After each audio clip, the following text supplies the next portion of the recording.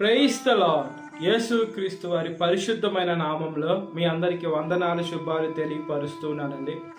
కీర్తనల గ్రంథం 91వ కీర్తన 7వ వచనం. నీ ప్రక్కను 1000 మంది పడినను, నీ కుడి పక్కను 10,000 మంది కూలినను అపాయము నీ యొద్దకు రాదు అని దేవుని వాక్యం సెలవిస్తుందండి. మన ప్రక్కన 1000 మంది చనిపోయినా, మన కుడి పక్కన 10,000 మంది కూలిపోయిన అంటే చనిపోయినా, మన మీదకి, మన ప్రాణం మీదకి ఏ అపాయము రాకుండా దేవుడు కాపాడుతాను అని యేసుక్రీస్తు వారి వాక్యము సెలవిస్తుందండి. మనము భయపడతాం, అతనికి ఏదన్నా అయిపోతే మనకు కూడా ఏదన్నా అయిపోద్దామని మనము ఒక వ్యక్తిని చూసి మనము భయపడి, మనము దిగులు పడి, అదేవిధంగా అదే భయం అండి మన ప్రాణాలను కూడా తీసేది. మనము కరోనా వైరస్ని ఒకసారి జ్ఞాపకం చేసుకున్నప్పుడు అనేక మంది భయపడే చాలా మంది బ్రెయిన్ స్ట్రోకుల ద్వారా చనిపోయారు. అదేవిధంగా ఎక్కువ లేనిపోని ఎన్ని ఇమ్యూనిటీ పవర్ కోసం తిని హార్ట్ అటాకుల ద్వారా చనిపోయారండి. భయపడే మనం హాస్పిటల్ జలుబు అని మనం ఎప్పుడైతే వెళ్తామో వాళ్ళు టెస్ట్ చేసి నీకు కరోనా పాజిటివ్ అని వచ్చిందని ఎప్పుడైతే వాళ్ళు చెప్తారో అప్పుడు మనము హాస్పిటల్లో అడ్మిట్ అయిపోయి మన చుట్టుపక్కల వాళ్ళని చూసి ఆ పక్క బెడ్ ఈ పక్క బెడ్ చనిపోయారని చూసి మనము భయంతో మనము ఇబ్బందికి లోనవుతామండి. మనము దేవుని బిడ్డలైనప్పుడు మనం దేనికి భయపడాల్సిన అవసరం లేదు. అనేక మంది చనిపోయారు కానీ మన దగ్గరికి మరణం రాలా. మన దగ్గరికి కరోనా వైరస్ అటాక్ అయి ఉండొచ్చేమో, అదేవిధంగా మన దగ్గరికి వైరస్ మనలోకి వచ్చి ఉండొచ్చేమో, కానీ ప్రాణం తీసే అధికారం ఆ వైరస్కి లేదండి. మనిషి ప్రాణము తప్పించట యెహోవా వశము. దేవుడు మనిషి ప్రాణంని తీయగలడు, ఏమంటే ఇచ్చేదే దేవుడు. అదేవిధంగా ప్రాణం ఇవ్వగలడు, ప్రాణం తీయగలడు. ప్రాణాల గురించి దేవుడే గొప్పగా, దేవుడి ద్వారానే అవుతుంది. ఈ లోకంలో ఏ మనుషుడి ద్వారా అవ్వదు, అదేవిధంగా సాతాను ద్వారా అసలు అవ్వదండి. మనము దేనికి భయపడాల్సిన అవసరం లేదు. దేవుడు చిత్తం లేనిదే ఏ మనిషి చనిపోవడండి. దేవుడి కృప లేనిదే ఏ మనిషి బతకడండి. మనం ఈ లోకంలో బతికున్నామంటే దేవుని కృప. మనం ఎందుకు బతికున్నాం, మనము ఏం చేయాలని దేవుడు మనకు ఆయుష్నిచ్చారు, మనల్ని పోషిస్తూ ఉన్నారు. ఏం చేయాలని మనము ఆయన సువార్తని మోసుకొని పోవాలండి. మనం ఇతరులకి వాక్యం చెప్పే బిడ్డలుగా ఉండాలి. ఏమని చెప్పాలా? నీ పక్కన 1000 మంది పడినా, నీ కుడి పక్కన 10,000 మంది కూలినా అపాయము నీ దగ్గరికి రాకూడదంటే నువ్వు ఏం చేయాలంటే దేవుణ్ణి విశ్వసించాలి.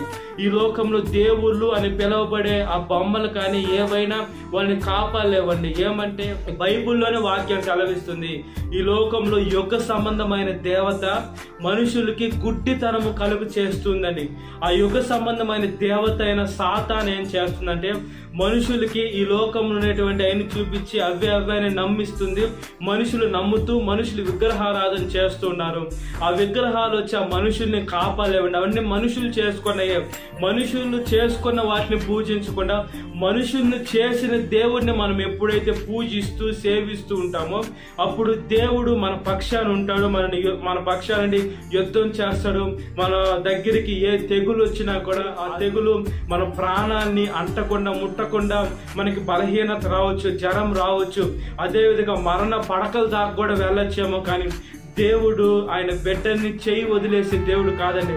కొంతమందిని చూసుకున్నప్పుడు అనేక సేవకులు చనిపోయారు, విశ్వాసులు చనిపోయారు.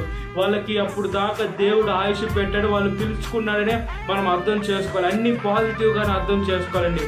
ఈ లోకంలో ఏది జరిగినా కూడా మన మంచికి. అనేక మంది సేవకులను చూసుకున్నప్పుడు వాళ్ళకి సేవకులకు కూడా క్యాన్సర్లు వస్తున్నాయి. సేవకులకు కూడా అదేవిధంగా కిడ్నీలు బాగలేకుండా ఉన్నాయి. డయాలసిస్ చేయించుకొని సేవ చేసే వాళ్ళు కూడా లేకపోవడం. ఏదైనా దేవుడు మహిమ నిమిత్తమే వాళ్ళు కష్టపడుతున్నారండి. దేవుడు వాళ్ళకు బాగు చేయలేడా? ఖచ్చితంగా బాగు చేస్తారు.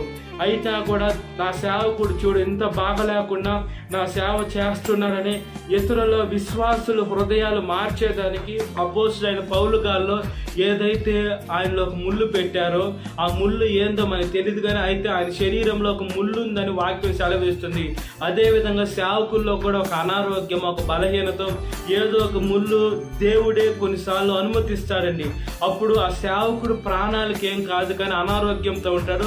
అయితే కొన్ని సమయంలో ఏమవుతుందంటే మంచి నడి వయసులోని సేవకులు కూడా చనిపోతున్నారు, అనారోగ్యం ద్వారా చనిపోతున్నారు. అంటే ప్రాణము తీసుకునేది కానీ ప్రాణం ఇచ్చేది కానీ దేవుడి చిత్తంలోనే ఉంటుంది. ఈ లోకంలో మనం అనుకోవచ్చు దేవుడి బిడ్డ అయిన దేవుడు వాక్యం చెప్పి ఆయన తొందరగా చనిపోయాడని మనం ఆలోచించవచ్చు, మనం అనుకోవచ్చు. కానీ అయితే దేవుడి చిత్తం లేని ఏమి జరగదైతే ఆ బిడ్డ దేవుడి దగ్గర ఉంటాడండి. ఆ బిడ్డ యుగయుగాలు దేవుడితో ఉంటాడు. ఈ లోకంలో శ్రమలు, బాధలు, కష్టాలు, ఇబ్బందులు, అనారోగ్యాలు అన్నీ అనుభవించి తర్వాత దేవుడి దగ్గరికి వెళ్తే, అదేవిధంగా పరదేశికి వెళ్తే దేవుడిని కలుసుకునే ఆలోచన, దేవుడిని కలుసుకునే కృప కూడా ఉంటుంది. కాబట్టి మనం దేనికి భయపడాల్సిన అవసరం, మన చుట్టుపక్కల మనుషులు ఏమైపోయినా కూడా మనం కానీ యేసుని నమ్మితే మనకి ఏం కాకుండా దేవుడు రక్షిస్తాడు. ఒకవేళ మనకి ఏమైపోయినా, మన ప్రాణాలు పోయినా కూడా మనం దేవుడి దగ్గర ఉంటాం. కాబట్టి మనం దేవుని బిడ్డలుగా ఈ లోకంలో బ్రతుకున్నట్లుగా ప్రార్థన. మహాపరిశుద్ధాత్మ దేవ, మా ప్రియ పరలోక తండ్రి, మీకు స్తోత్రం చెల్లిస్తున్నానయ్యా. ఒకసారి మా ప్రార్థన దయతో ఆలకించమని అడుగుచున్నానయ్యా. నీ ప్రక్కన 1000 మంది పడినా, నీ కుడి పక్కన 10,000 మంది కూలినా అపాయము నీ యొద్దకు రాదు అని దేవుని వాక్యం సెలవిస్తుందయ్యా. ఒకసారి అపాయము మా దగ్గరికి వస్తుందయ్యా. ఆ అపాయము ఎంత ఇబ్బందిగా మమ్మల్ని శోధిస్తుందయ్యా, మమ్మల్ని బాధ పెడుతుందయ్యా, మమ్మల్ని ఇబ్బంది పెడుతున్నాయా, మమ్మల్ని ఏడిపిస్తుందయ్యా. అదేవిధంగా మాకు ఎన్ని శ్రమలు వచ్చినా కూడా మేము ఎప్పుడైతే మిమ్మల్ని విశ్వసిస్తామో ఆ శ్రమలు వచ్చి, ఆ బాధలు, ఆ కష్టాలు వచ్చి మా ప్రాణాలని తీయలేదు. కాబట్టి ఒకసారి సహాయం చేయమని అడుగుచున్నానయ్యా. మరణము తప్పించుట యెహోవా వశము అని దేవుని వాక్యం సెలవిస్తుందయ్యా. బైబిల్ గ్రంథంలో ఎజికియా రాజు ఉన్నాడయ్యా. ఆ ఎజికియా రాజుకు చనిపోయేది ఒక పుండు ఆయనలో ఏర్పడితే ఆ యెషయా భక్తు ద్వారా వచ్చి మీరు చెప్పించారు, నువ్వు చక్క పెట్టుకో, నువ్వు చనిపోతావు అన్నప్పుడు ఆయన మీ దగ్గరికి వచ్చాడు. ఏ డాక్టర్స్ దగ్గరికి పోకుండా మీ దగ్గరికి వచ్చి గోడ వైపు తిరిగి ఎక్కి ఎక్కి ఏడ్చినప్పుడు అదే యెషయా భక్తు ద్వారా మళ్ళా మీరే మాట్లాడతారు. సాక్షాత్ 15 సంవత్సరాలు ఆయనకు ఆయుష్ పెంచారు. ఎందుకంటే మీ మందిరానికి ఎక్కిపోయేదానికి పెంచారు. యేసయ్య, ఈ లోకంలో మేము ఎందుకు బ్రతుకున్నామంటే మీ సేవ చేయడానికి, ఆత్మను రక్షించేదానికి. మీరు ఇచ్చిన ప్రాణము మీరు ఎప్పుడు పిలిస్తేప్పుడు మీ దగ్గరికి వచ్చేయాలి. కాబట్టి ఒకసారి మమ్మల్ని జ్ఞాపకం చేసుకోమని అడుగుచున్నానయ్యా.